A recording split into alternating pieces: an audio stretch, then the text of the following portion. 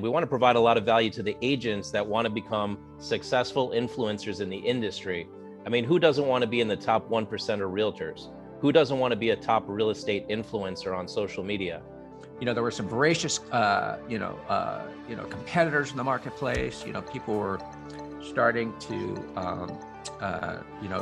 it was just really, the recruiting environment was changing. It was getting really radical. So we were at this mindset of like, well, we have to go two ways.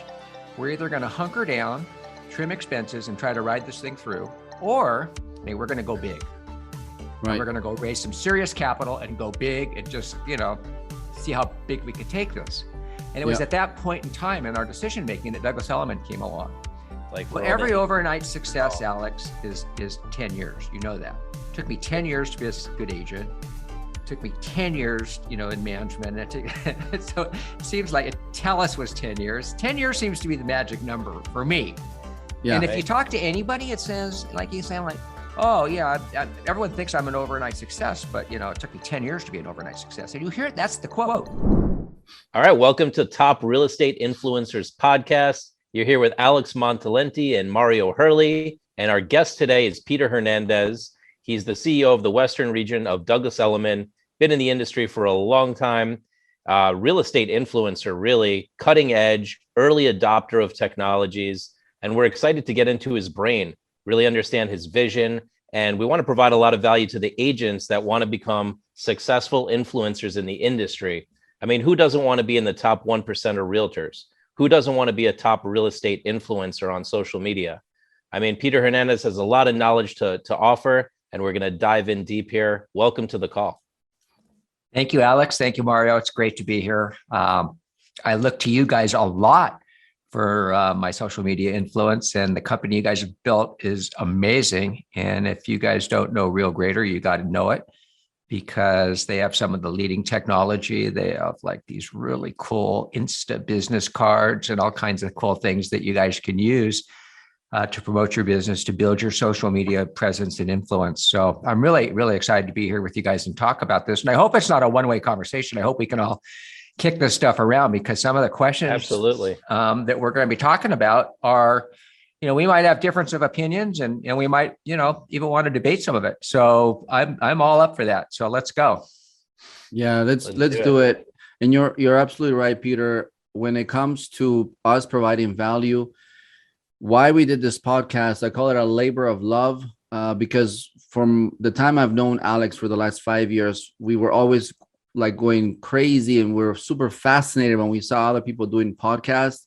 And of course, we think we could do a little better, right? We have something unique to offer. So here's our opportunity. And quite frankly, it's really great to start with you, Peter, because you can give us both an insight from your experience, what you've done on your own, and also your insight, what you've observed when it comes to social media and technology, which is our bread and butter. So let's start. I want to ask you first, Peter, how did you get into real estate? Okay, so I was thinking about how I was going to answer that, but I'm going to answer it the way I always do. And that is, I didn't want to get into real estate. My dad and my brother were both in the business, and we had a family business in Marina Del Rey that my dad actually opened in 1964, even before the Marina Del Rey Harbor had been the first shovel went to dig it and create the largest small craft yachting harbor in the world. Wow. And I remember sitting at the dinner table, and my dad said, Peter, why don't you get your license and get into real estate? And I said, I would do anything before that. I literally did not want to go into real estate.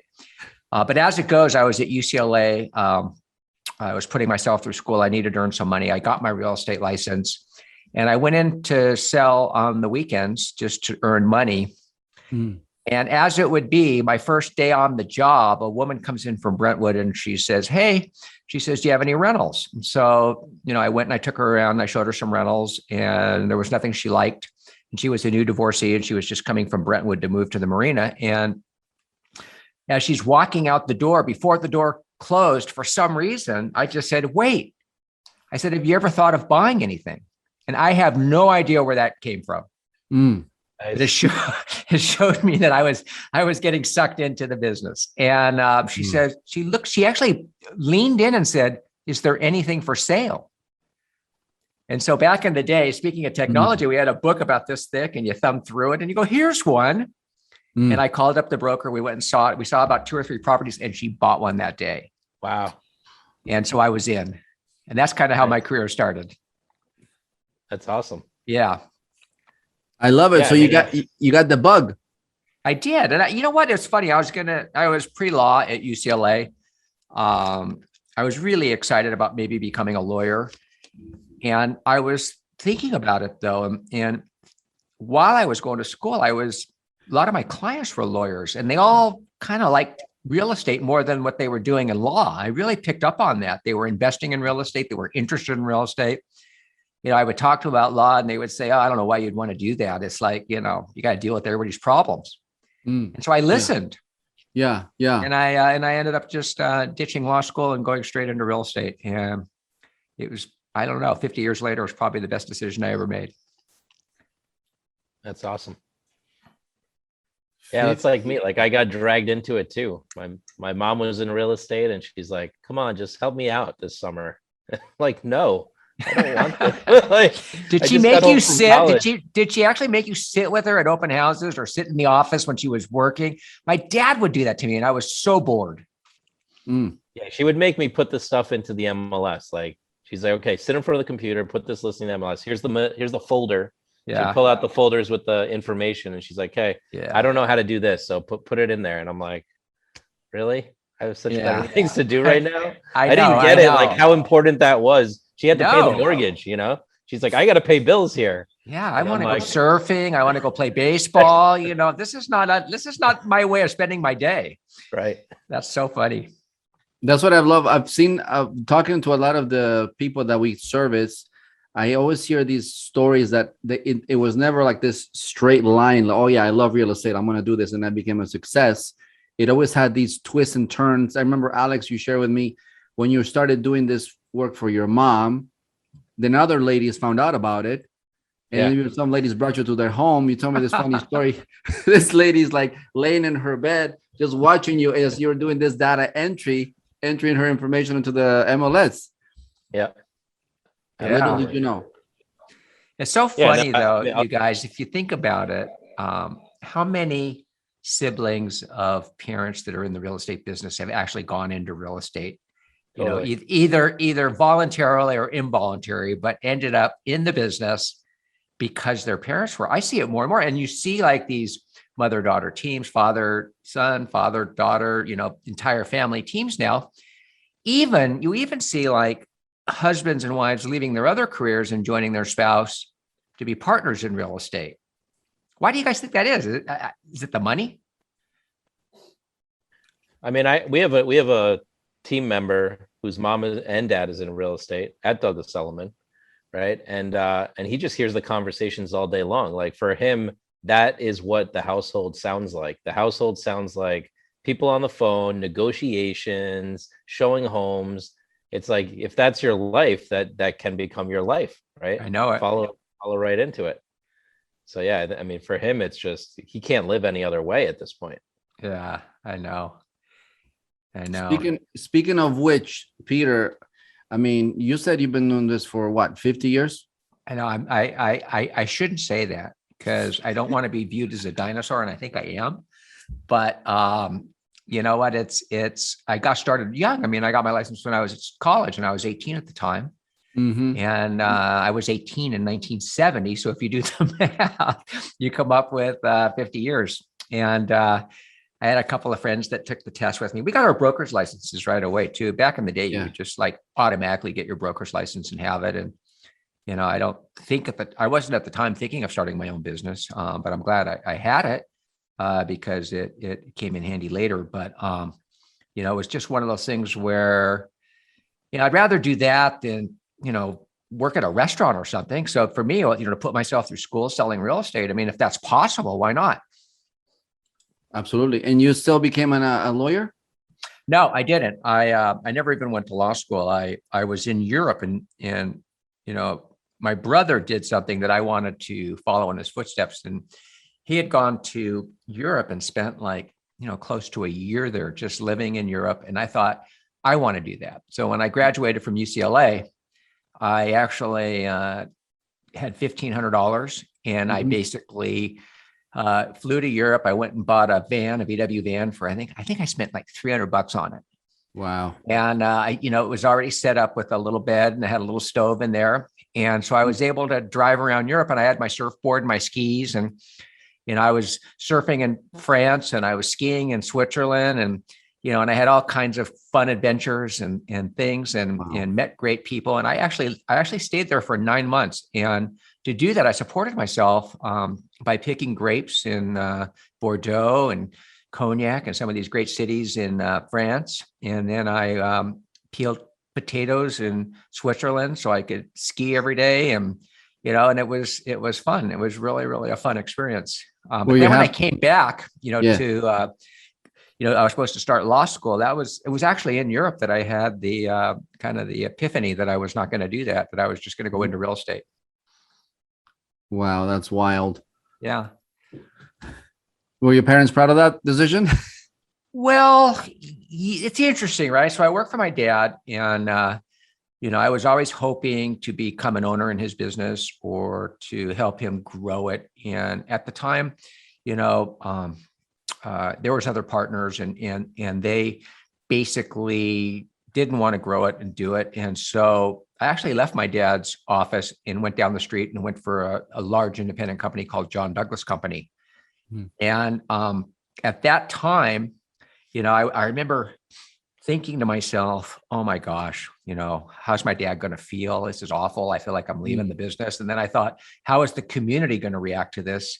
That I'm going to a competitor? Are they going to think we got in a fight? Are they going to think what? You know what I mean? But it was really a matter of wanting to grow at the bottom line. And he was not into the growth mode at that point. He was more in the retirement mode. So lo and behold, I do that and I start to build my career. And dad told me later, he goes, son, he goes, that's kind of what I want you to do. I want you to be on your own and do it on your own. And I didn't want you to be, in my shadow. So I'm really super proud of you, Dad. I mean, son. And basically that was how it happened. But you never, and the community really reacted amazingly because they came to me and they said, we love your dad.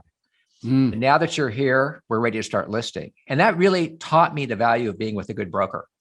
Not that my dad wasn't, but they saw that he was not, pushing himself as hard as he did when he was younger. Yeah. And so, they realized that was a good move for them in their business. They could work with me and then get all the resources of being with a good company. And that's when it started to take off. Amazing. So that almost leads me to the question, like regarding Douglas Elliman, like what about the company you love, or why would you say that? Why you choose to partner with them as opposed to anyone else? Well, there's a bit of a story up to that point. And so just to give you guys the quick elevator pitch. So at Jon Douglas Company, I rose quickly in the ranks of top agents. I became a top agent. And then I went to Jon Douglas and I, in my, egocentric, probably overly prideful self, went to him and said, I'd love to run the company for you. And basically he laughed and said, how about you try with an office? Why don't you try running an office first? And so I started managing an office and I got out of the sales part because I wanted to see if I could make money through other people. Correct. I wanted to see if I could build something, trying to push other people forward in a way that I would benefit and they would benefit too. And that's kind of how that was my mind approach to it. Rather than doing all the work myself, how do you make money through others? That was my thought process. Right. And so I ran that for a while. And then when Jon Douglas and actually, did pretty well at it. And my offices always rose to the top. I was a good recruiter. I coached every day within the offices. I pushed people hard. I tried to make them be professional. And I even had one guy quit because I was making him wear a tie. He said, I'm not wearing a tie. That's not my thing. And he actually quit. And he was a good agent. But, I felt like at that time it was in to wear ties. Now I wouldn't do that. But back then it was. And so I grew the offices and I did really well. And then what happened is Coldwell Banker bought us. And I continued on in management. And then I was super blessed and super excited when they asked me to be president of the Orange County region. So I went straight from manager to president. And there was only 3 of us that they'd ever done that with before. Wow. And we were, because usually you go to manager to regional to vice president and you kind of work up, but I just went straight. I just like leapfrogged it. And I did that for 5 years. And I was able to grow the Orange County Coldwell Banker division from 750 agents to about 1,800 agents in that short period of time. And then what happened is I had this crazy harebrained idea with some other buddies that I'd ran into to start a company called Teles Properties. Okay. And we started Teles Properties, and that was a 10-year project. We built that up to 22 offices, almost 700 agents. And what's interesting about owning your own personal business in real estate is that everyone wants to talk to you about it. And whether it's other companies wanting to merge or companies wanting to buy you or things like that, so we basically had talked to everybody. And I'm leading to the Douglas Elliman question. And great companies, but either it wasn't a cultural fit or they weren't making money and we were making money, or we just didn't see how the synergies of any of these things would really, really work for us.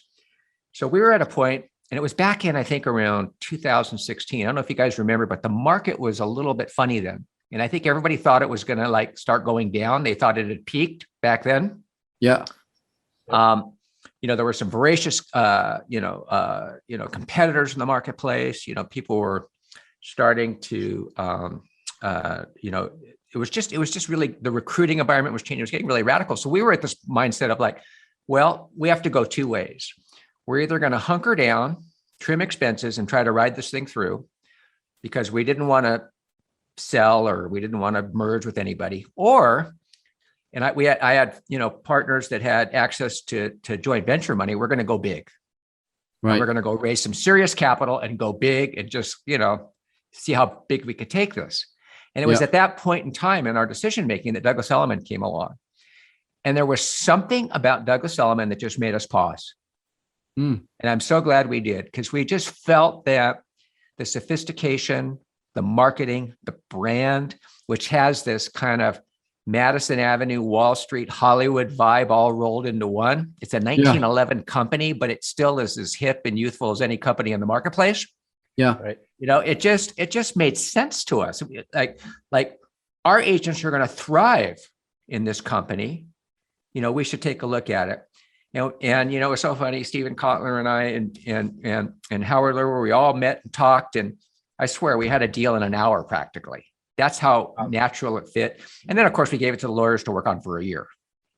Of course. until it finally went together. And it's been probably, the second greatest move I ever made. Maybe the first was getting into real estate. The second was doing this. And I think it was fantastic. I love working at DE, I think is a question he asked me. And I like it because I like the people I work with, bottom line. That's the absolute bottom line. And I think also I'm proud of the brand. And I think also it affords me opportunities with people, places, and things that I'd never previously experienced. What I love about your story, Peter, is that, okay. You have this is so huge because we, at our own organization, Real Greater, we're just starting to really own to that, which is that culture. And it sounds like you were always clear about what you want to build. You saw it was much more fun to build a team of people and have them grow, be successful, and have you grow, rather than you doing all the work, rather than you being the superstar by yourself. And then once you build that company, now you're looking for who matches that. And it didn't matter if they had more money, or it didn't matter if they sounded good with potential. It was just not the right fit. And only when you saw something that really like, okay, that sounds great, I love that, it was like such a natural fit. Like you said, the culture, it just kind of like worked so perfectly. Oh, totally. And I'll tell you why exactly, because Teles was originally created as an agent-centered, full-service company that supports its agents to be super successful. That's the goal. There we go. We viewed very carefully. We understood that the agent was our customer and the customer was the agent's customer. The client was the agent's customer. We got that. Wow. Douglas Elliman is exactly the same. In fact, I was at Aspire in Florida, and Howard made it. Lorber, who's our chair, who's just this amazing guy that runs and leads our company. He basically said, we know that you're our agents. He was speaking to the agents. Yeah. You're our clients, and your clients, your customers are your clients. I mean, he gets that, and we get that. And that's what creates this environment, at Douglas Elliman that was just almost identical to Teles. But there was a few differences, obviously. But Sure. it worked very, very well. And our agents just love it here. So I have a question for you. I mean, you rose so quickly to be most successful agent in the office. Then you became manager. Then you rose to lead an entire region, which had never happened before. What do you attribute that success to? Well, every overnight success, Alex, is 10 years. You know that. It took me 10 years to be a good agent. It took me 10 years, in management. So it seems like Teles was 10 years. 10 years seems to be the magic number for me. Yeah. And if you talk to anybody, it says, like you sound like, oh yeah, everyone thinks I'm an overnight success, but it took me 10 years to be an overnight success. And you hear it, that's the quote. And for some reason, 10 years seems to be the magic number. I don't know how you guys feel about your company at Real Greater, but I bet you it's the same thing. Yeah. I mean, from that respect, we're definitely babies when it comes to culture. When it comes to culture, I mean, I kid you not, we're still struggling telling our team, hey, there's a thing called a culture. And some of them look at us like, what do you mean? This is my job, right? No, it's more than your job. It's like how you show up for work. So that actually leads me to another question, Peter. Well, wait, don't stop there though. Don't stop there. Tell me more. Because this is really important. You can never stop telling your story. Don't get bored with your story. Don't. Say it over and over and over and over again. Say it to your customers. Say it to your employees. Say it to yourself. This is really, really important if you want to build culture. There's a lot of things that go into a culture, obviously, and everybody's culture is different. Yeah. But you got to know your story. You're absolutely right. And you got to just never get sick of it. We're in the middle of that battle right now, sharing our story, why we're here, what's our vision, why everyone matters. And it's interesting. It doesn't, like you said, it takes 10 years. Yeah. Some of our people are like, how do you spell culture? I don't even know what you're talking about. Okay. Hey. Create a cult. Cult's not a bad word. Just bad cults are bad cults. Good cults are good cults. Yes. And cult goes to culture. And you want to build a loyal, all in following. Love everybody, but invest in the willing. That leads me to my next point. I want to ask you something, Peter. Just one thing. Go ahead. Yeah, it's just, I think one of the things that's missing, and we did this on the last call on Friday, is having people really get that they matter. Mm-hmm. I didn't get it for years that I actually matter, right? I went on living life. I'm living life. I'm doing what I think I got to do. My question was always am I on the right path? And, and I'd wait for my parents to answer that question as if they're the ones to answer that question. Right. And it would never come. My dad would avoid the question. Mm-hmm. So it's like getting that you really matter. I get that I matter now, and I get the contribution I am in the world and what I'm up to here. But I really, I took time on the last call with our team to acknowledge every single person on the call, all 25 team members, to let them know that they really matter, and the role that they're playing in the company and for our clients and for our team and for the teamwork and everything. And I think that's a big missing out there in the entrepreneurial world and the teamwork world. And I think that's something that Mario and I are building here at the company. Yeah, totally. Great.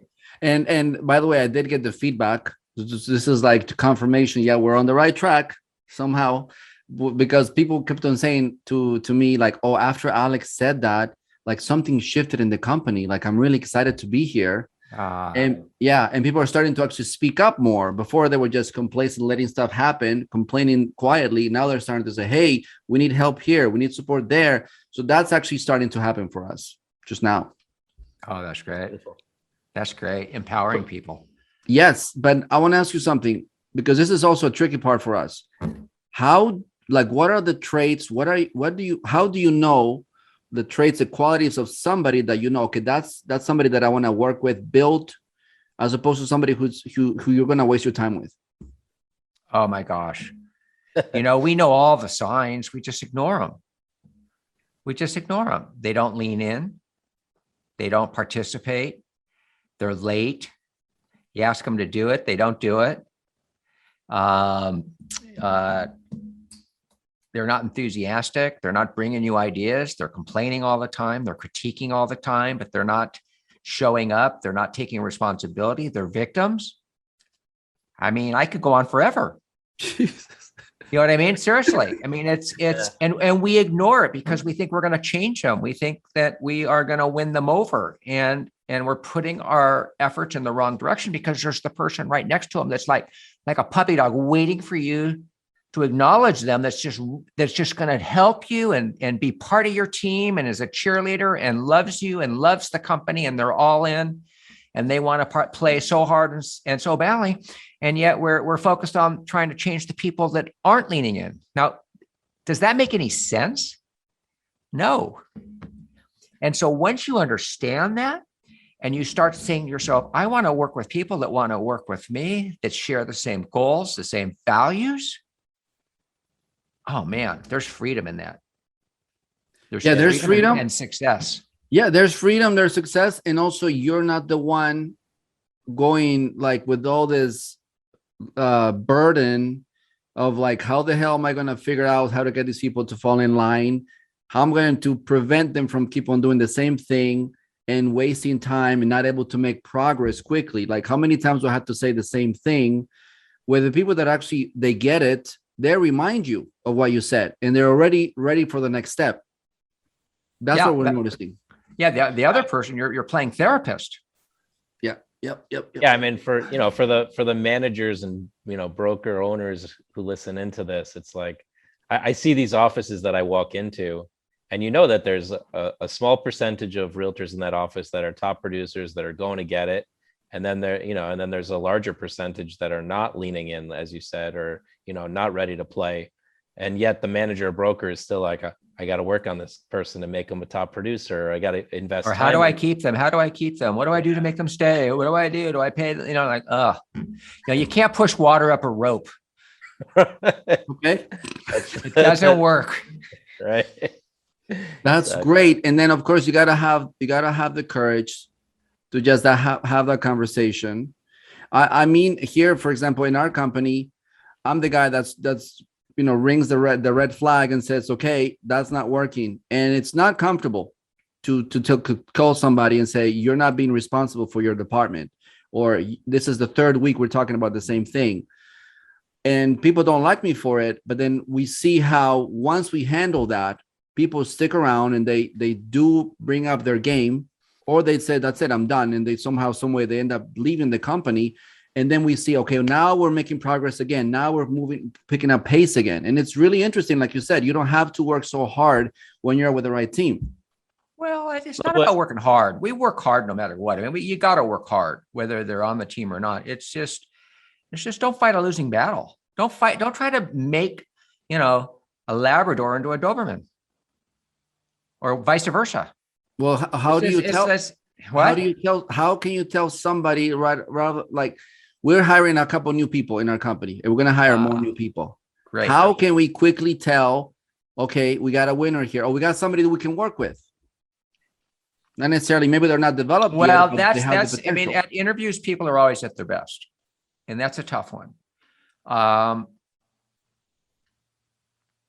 think you got to have the right questions that you want to ask them, and you got to be really clearly define the job responsibilities. I think you have to take a real serious look at what they've done, where they've been, take a really good look at their application and their resume. But then it's try to figure out their attitude. What's their attitude? Because you can't teach attitude, but you can teach skills. You can teach them your processes. You can teach them your company. You can teach them all those things, but you can't teach them attitude. Yeah. And I think attitude is probably one of the most, and the next thing is if you can figure out their work ethic. I think work ethic is a big one. And I think few people really have it. Well, of course. Yeah. That's what we're noticing ourselves. We have a very clear policy on integrity, right? Showing up on time, delivering, doing your best, communicating when something's not working. And it does make a huge difference. And we're noticing all the new people that are coming into our organization. Now they get the whole vibe, right? Okay, you guys, I love this. I want this. They say it's challenging. It's hard. I've never been with a company like this, but I like that. I like the challenge. I see that you guys, I have enough support. All I got to do is, do my best here, which with the folks we started with, that did not exist. Got it. Yeah, and I love what you say, Mario, which is like those uncomfortable conversations, they're uncomfortable, but at the end of the day, they work. They're effective. Oh, yeah, right? they are. Like I think people have to know what you want, right? I mean, you have to be clear. Yeah. And conflict is not fun. I'm not great at it. What do you mean? I don't like having the tough conversation, whether it's, telling somebody they're underperforming or letting somebody go or anything like that, or even like making an apology when you need to. And that's just as important. When you've done something wrong, just take your hat off, hold it in your hand and go in there and apologize and say, you're going to make it right and do the right thing. Doing the right thing takes guts. There you go. Yeah. It takes guts. And I also think that, it goes both ways. So whether you're going in for an apology or you're telling somebody that they're underperforming or that they're, have done something wrong or something like that, it's not easy, but we're the ones that have to do it. It's not something that should be delegated. Absolutely. And that's what I've noticed when we lead that way, like multiple times when we had conversations with Alex, he had to say, hey, I'm taking responsibility for this thing not working. And just by him doing that, people already felt, okay, good. Then now we can do our job, because before that, we were all waiting for something to happen and it had to come from the leadership. That's beautiful. That's right. So, dale. Sorry. Yeah, I was gonna say, I mean, so now you're at Douglas Elliman. You love the company culture there. You love the vibe. I get the vibe too. I mean, I know so many people at Douglas Elliman, and there is this vibe. Like, there's so many celebrity realtors at Elliman. I was actually talking about this the other day with someone, like, when is Elliman just going to launch a TV show of their own? Because it's like there's so many celebrity realtors just within Elliman. But it's like, my question for you is like, okay, so you accomplished that. You got acquired, right? Correct. So, I mean, what's your vision now? I mean, I know you have a huge vision. We've been on calls before. I want you to share a little bit about that. What's your vision now? Well, I mean, my partners, Stephen Kotler, who's actually the CEO. You announced me as the CEO. I'm really the president. And Bill Beggart, who's the chief operating officer. The three of us run the Western region. So we're in charge of Colorado, California, and now we've just recently entered in a big way into Texas.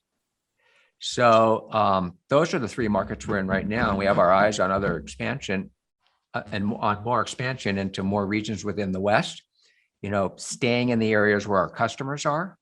That's a big vision of this firm. It's a big part of the culture is that we're going to go into the markets where our customers own homes and making sure that our brand stays the elite brand, in the industry. That's very important because we are the elite. And I don't mean that in a cocky way, but it's a very strong part of our vibe. We want to be in the upper end, and yet we service all price ranges. But, I've always said that luxury is not a price point. It's a mindset. And people too often confuse it with the price point. So the vision, I think, going forward is to grow the firm. Like you said, to have the most productive agents in the industry. Our culture is steeped in coaching. Every morning at 8:30, we do a role play call. We believe in rehearsing. We believe in working on our skills to become better at presenting offers, to become better at marketing listings and selling listings and working with our clients. So we do that every single day, Monday through Friday at 8:30. And we have people joining that call from all over the country. And then at 9:00, so that's for a half hour, 8:30 to 9. And then from 9 to 9:30, I'll interview, different top agents, or we'll discuss themes like, teams or mindset, or we'll work on listing presentations. We did a whole series on neuro-linguistic programming, so skills, motivation, even treating the agent as a whole person. What are you doing for health? What are you doing, for your, to deal with stress? What are you doing to operate at the highest levels that you can? We're students of human performance in the sense that to be really good at what you want to do, you've got to be tuned. You have to be running on all cylinders. And so many people, will forget all those things because they always put business first. They'll sacrifice family. They'll sacrifice health. They'll sacrifice a lot of things to be successful in work. Not everybody, but the people that we generally think of as top producers, a lot of those people do. And so, taking care of yourself in a way that allows you to optimally perform, I think, is key and critical, right down to taking vacations and things like that. So a big part of that, we have a culture called leaning in. We're very, very we're very much a network at Douglas Elliman. The leads and the sharing and collaboration of ideas, and clients, and referrals going all over the place is probably, I would say, of every company I've ever been in, the most prolific. I mean, I've never seen so many referrals and openness to sharing great ideas. The kind of collaboration that goes on here is pretty darn amazing.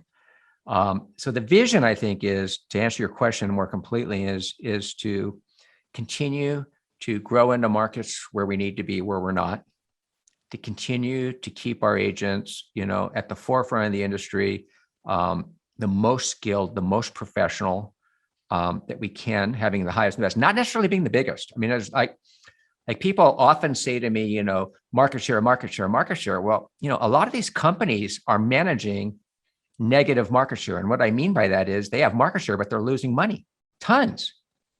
And that makes no sense to me. Why work for free? Or worse than that, why pay to work? And there's, I would say 90% of the real estate companies out there are doing that. So in my mind, it's not about market share as much as it is having the best of the best in every market you're in. So it's more about quality than quantity. And I think that's what Element's all about. We're a company of total quality. I mean, that's our vision. That speaks volumes when it comes to, it's not about the dollars. You do use that to measure. You do use that to measure your growth. Like you said, you're expanding to additional states. You do measure that. But at the end of the day, it counts the quality of people you work with, the Yes. culture. Otherwise, like you said, it makes no sense. What's the point of growing so much when it's working against you? Or like you said, you're paying to work for that. That's huge. And I think, like you said, a lot of people are making that mistake. They look at the dollar signs, they look at the numbers, and they think, oh, that must be successful. But you don't know if people are actually having a good time there. It's it goes to something a little deeper. And I think that, Douglas Elliman we understand who we are as a company. And so, we don't ignore our competition, but we're not influenced by it. We know what we want to do, where we want to go. I have always said that, the world doesn't need another real estate agent. The world doesn't need another real estate company. And the world certainly doesn't need a new cupcake company, but yet a new cupcake company will emerge that'll repackage their cupcakes, they'll repackage their stores, and they will go ahead and raise the price on cupcakes and enter a marketplace. Just like another real estate agent is going to come in that has a really, really clear understanding of their X factor, who they are as an agent, not comparing themselves, but contrasting themselves to the other agents in the marketplace, and thereby penetrating the market and winning business. So you have to be very, very, very clear about who you are as a firm, what you're trying to accomplish, what's your service proposition, what is your X factor, what makes you really, who you are, what you are, and then try to block out all the competitor noise, because too many people are trying to be a little bit of everything, and so they end up being nothing.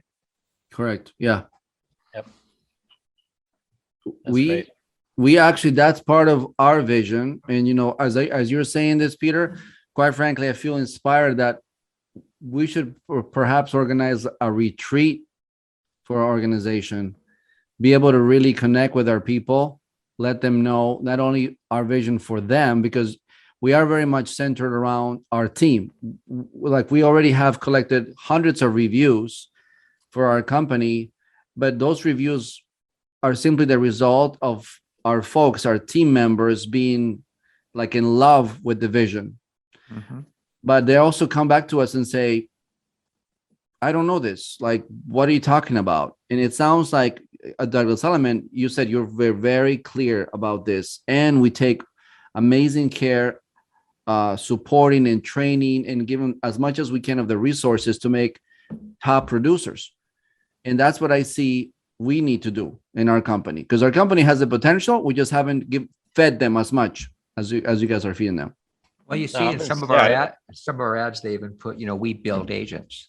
And we build agent brands, we do. I could talk more about that in a second. I want to hear what you have to say, Alex. Well, I'm also inspired by your commitment to every day, 8:30 to 9:30. I mean, 8:30 to 9, we're going to role play. 9 to 9:30, we're going to do different topics. I mean, that's a serious commitment. I never heard that at any company, really. I heard of trainings. There's trainings throughout the day. Okay, great. But that's like a serious commitment, like wake up and get on the call. Well, we do that with our managers too. So then at 9:45, I do the same thing with the managers. We have a recruiting call, and we rehearse on that, and we practice on that, and we talk about, what does our agent look like? Who are we recruiting? Who do we want to come into the firm? And we get a lot of clarity on that. We get a lot of clarity on how to approach them and how to talk to them and what to do. And so the accountability is everywhere. I call it 360-degree coaching. And sometimes I'll call Steven and I go, I need some coaching. Or I'll even call an agent and say, coach me on this. Or I'll call somebody on the staff that I respect, and I'll say, coach me on this. You know what I mean? Because it's really good to get other people's opinions and thoughts on things, before you actually take actions. Right. And we do that all the time and try to help each other to do that. But investing and listening to your people, I think is so good. And you guys mentioned that you survey them and that you talk to them, and what do they know about your company? And are they thinking about the way you are? I mean, that's invaluable. Yeah, absolutely. I mean, I just attended ClickFunnels Funnel Hackers Live, and the number one thing they said is to survey your people and just ask them 2 questions. What are they dealing with? What are they challenged by? That's it. So just find out what's going on for them. Mm-hmm. And you learn so much information out of that. You actually learn where they are. Really but one other thing I wanted to ask is we just talked about the vision of Element. I mean, I love that unraveling. But when I asked the question, I was actually even thinking of what's your vision? Because I know you're super driven and inspired. You have over 100 and I don't even know, 160,000 or more followers on Instagram. And I don't know any presidents of real estate companies that actually are playing big like that on social media and understand the importance of it. And so, I mean, I know you have an even bigger personal vision or drive. Love to hear a little more about that and why'd you jump on and say, I'm going to be an influencer? Most presidents are I'm not even touching that. Somebody else got to do that. Yeah, I think I think that's interesting. And heck, you can be behind the scenes and be super successful. There's no question about that. I think a lot of this stems from me, at least this is what I tell myself, is that I want to give back. I want to take, some of the different experiences and life lessons that I have experienced along the way and to share those with people and help people shortcut and maybe, streamline their businesses and get there faster and go further and higher, because there's so much you can do in this industry and there's really no ceiling and no difference. I think for me, when I first, it was about, I guess, maybe 3 years ago, 2.5 years ago, maybe, where it dawned on me, and this is when Instagram was starting to get kind of popular, that it was a huge opportunity. And I realized that social media was becoming business media. And that's really what those social media platforms wanted, because they began charging for ads. They became, turning it from what originally started off as free to a little bit more of an expensive proposition. And I realized that I personally didn't want to get lost in, quote, social media, because so many people do. And there's a lot of things we need to get done during a day. And if you spend all day on your phone doing the death scroll, you're not going to be that successful. But at the other hand, there was no doubt in my mind that there were a lot of people doing that. And so what a great platform now to tell your story, to put yourself out there in a way that you want to be out there. And it became very, very clear to me that this was just the beginning. And so it was at that point that I made a commitment to increase my community, to increase my following. And I'm so glad I did. And I'll tell you why. It's very important, I think, in this world to be relevant as a business person. So if you want to be successful and you want to be top in your field, I think I'm not even sure how important websites are anymore, because I think people are going to your Facebook page first. They're going to your Instagram page first. They're going there before they go to your web page. And I believe that it's almost your resume. I believe it's your image. I believe it's your service offering. I believe it's a window into who you are as a person and what your values are and what you think about in life. And I believe people are making decisions whether or not to do business with you based on what they're seeing. Absolutely. So I was recently at several listing appointments where the client said, we are choosing the agent based on the size of their followers. The day has come. Now, that is scary for a lot of people. But are we not seeing that the people that have 500,000 of followers or 1 million of followers, they are dominating the business right now, and they're getting more and more opportunities thrown at them. And why is that? Because it doesn't take rocket science to figure out if Mario has got 150,000 followers and he has my house listed, he can get it out there. The agent I just met before him had 500 followers. Why would I list my house with that person? And I think that's it's not the only criteria, right? Because I can tell you there's some really big agents that have no social media presence that sell more than everybody else, but that's rare. And that agent probably isn't competing necessarily with other agents. It's probably more a strict referral business. And so, in my mind, how much more business could they get if they actually had it would blow up, and maybe they don't want anymore. Right. But you're exactly right. It's your farm. The old farm of sending postcards into a geographic area. We can do geographic areas through social media now and hit everybody. And I bet you people are looking at their phones more than they are your postcard. I mean, I'm in this business, right? Social media, digital agency, digital marketing. And I look at my kids and I'm like, well, I don't want them sucked into the social media world. I don't want them playing on all this social media. And at the same time, I'm like, if they don't have the asset of following and they're not building that now, what happens down the road for their business world, for their business life, right? Like, are they competing against the next person that says, well, I started when I was 16 and look, I got 2 million followers now. Mm-hmm. Right. So I'm looking at that, like, even just on a personal level, like, business to business, realtor to realtor, mano a mano, for sure. One with many followers is gonna rule, or one with many reviews, or it's all online reputation, online presence. You're right. I mean, I love the thing you said about it's a window into your values and into who you are. It is. It's a glimpse.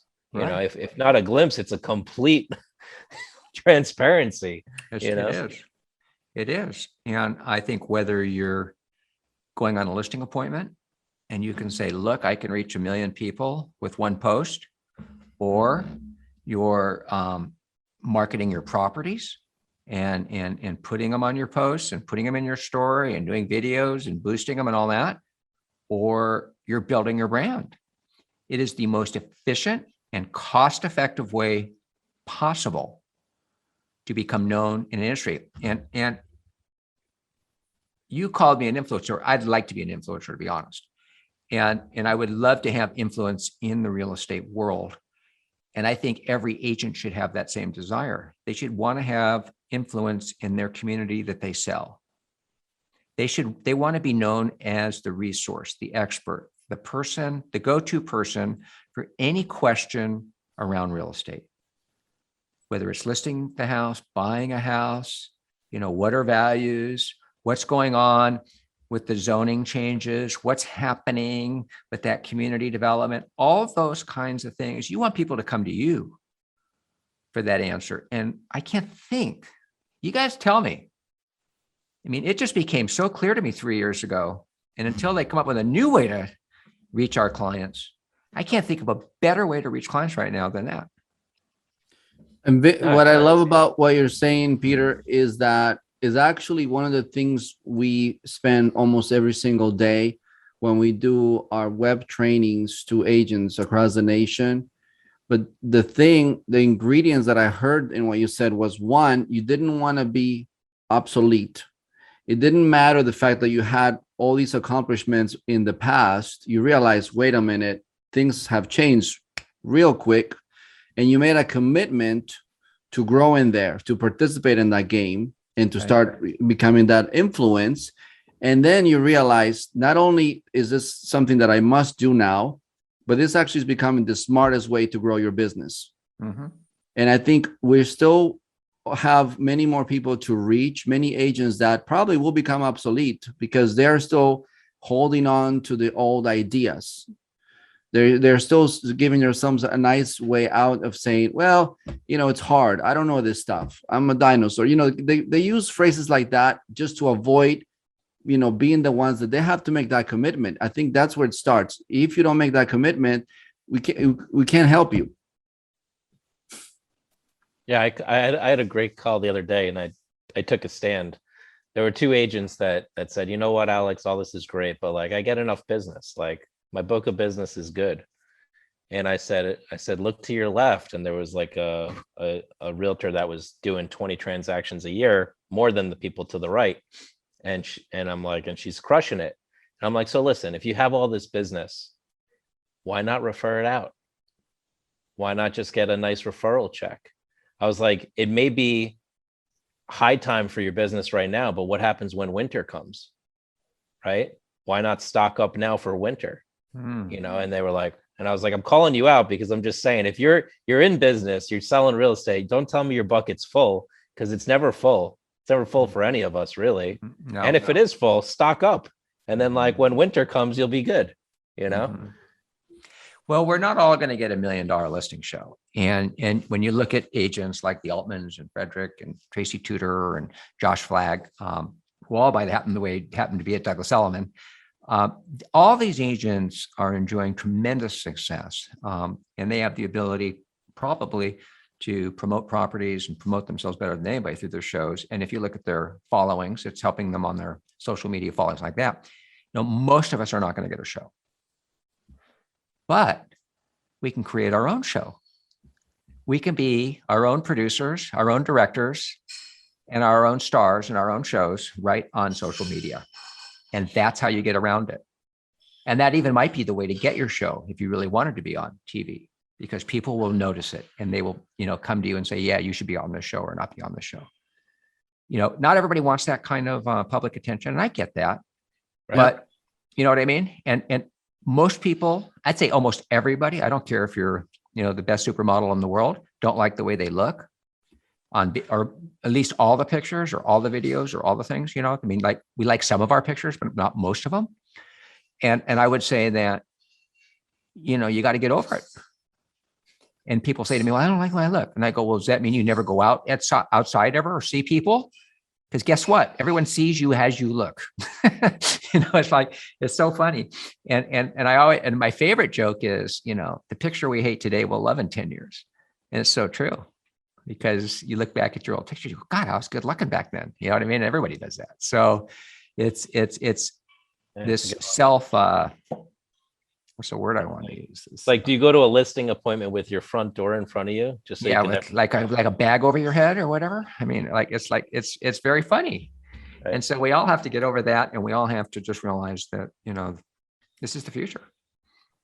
Yeah. I love so far, this conversation turned out to be all about what makes you successful in business. What is the dream team to have? How do you identify your team players, and then also taking personal responsibility for your own growth and success. Before we finish, and I'd like to, of course, we want to invite you again, Peter, because we want to talk about more about technology.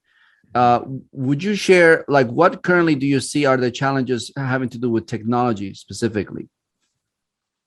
It's interesting. I think one of my challenges is just having time for it, time to, create the posts and create the content, for, what you want to accomplish and do. Like I would love to create a master's class, on business. And, I've got it kind of mapped out. I've created a Trello board and I've written it out, but who has time to, take days of shooting and script writing and all the stuff you want to do that. It's like, I'm amazed when somebody writes a book.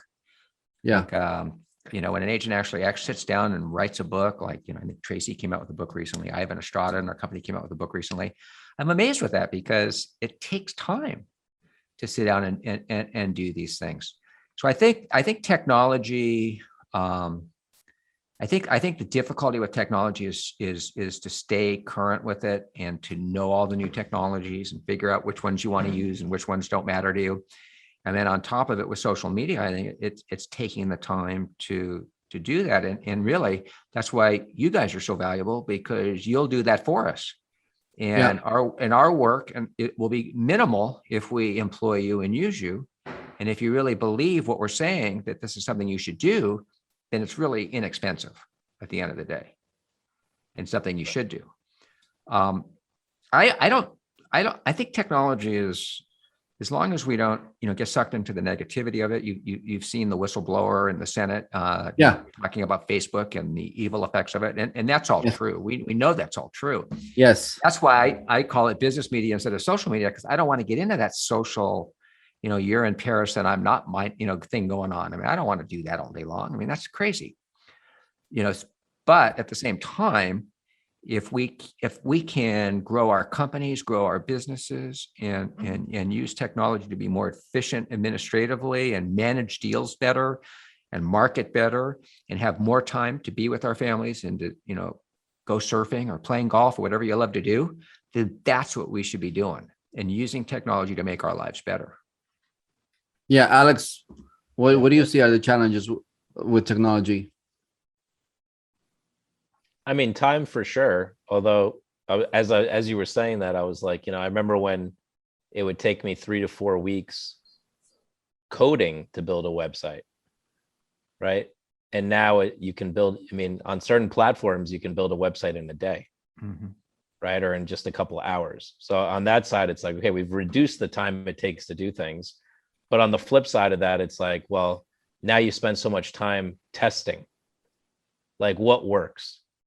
It's like we finally figured out how to post a reel that gets 3,000 or 10,000 views when they only have 1,000 or 2,000 followers, which is amazing.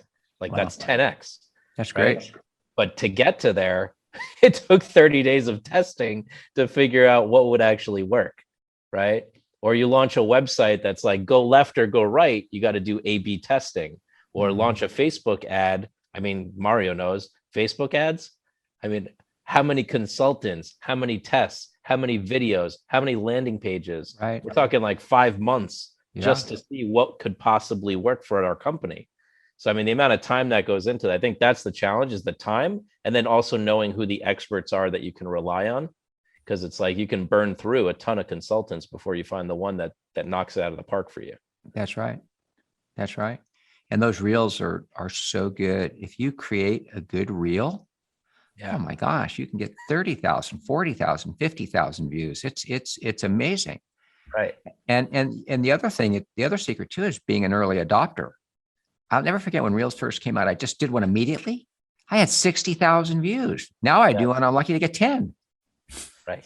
Because it's that early adoption that works so well. So, all of that is true. And I think having people in our corners like you guys that can keep us ahead of the curve is really the key. I really believe that. Yeah, I mean, I love what you say about early adopters. I mean, I think that's like a big thing. And I mean, that's one of the reasons why we're doing this podcast, is because the early adopters see a lot of the rewards. one of our future guests is going to be Tristan Ahumada, who you know, obviously. And he's the CEO of Lab Coat Agents, over 130 or over 140,000 members in their Facebook group. But it's like he started Facebook groups back when Facebook groups, nobody even knew what that was. Yeah. Right? But now he's got the biggest Facebook group in the real estate industry. Right. So he's great. He's an aggregator, Alex. I mean, he's a reader. He collects and, compiles great bits of content, gets it out to his following. Absolutely. Yeah, he's super. I think he's a great guest for you guys. Let me know when that is. I'll love hearing him. Yeah, we have it scheduled, I think, next week, actually. Good. But yeah, I mean, the early adoption is huge. I mean, what else did you early adopt that you feel paid off in the long run? Well, I mean, I've always been an early adopter of things. I remember even as an agent, when I got my 286 computer and nobody had a computer, or, you get the first phone, or you like at Teles Properties, we were the first brokerage to use DocuSign. And we had arguments with lawyers and banks about whether it was legal or not. And I had a copy of when Clinton signed it into law in 1986, that DocuSignatures were legal. You know what I mean? And so or even like simple things like marketing, just marketing, or anything that other people don't do. Isn't that the secret of success, is doing what others won't do? I mean, that's the bottom line. Either they overanalyze it, or they don't want to spend the money, or they try to do it without it. It's like, whatever it is, looking for an easier, softer way. I mean, be an early adopter. I even see that like when we go into new markets, and agents that are like, part of a very small office are lucky because like they're the only agent in town that's going to get the Element referrals. So it's early adoption is a good thing. It really is. And it shows you're not afraid. It shows you're willing to get out there and do it, and put your neck out a little bit. And I think that's what it really takes. I mean, and like you said, Peter, not only is a great thing to be an early adopter, but you may go through months or years where you're by yourself doing your thing and everybody else is looking at something else, and then all of a sudden you look like an overnight success. That's right. And then they all want to know how you did it, and it's like, well, I just started it 10 years ago. That's so funny. Isn't that funny? Hilarious. I love it. I know it. But that is a serious issue with, I think, the youth, because they're being bamboozled by how easy it looks on TikTok.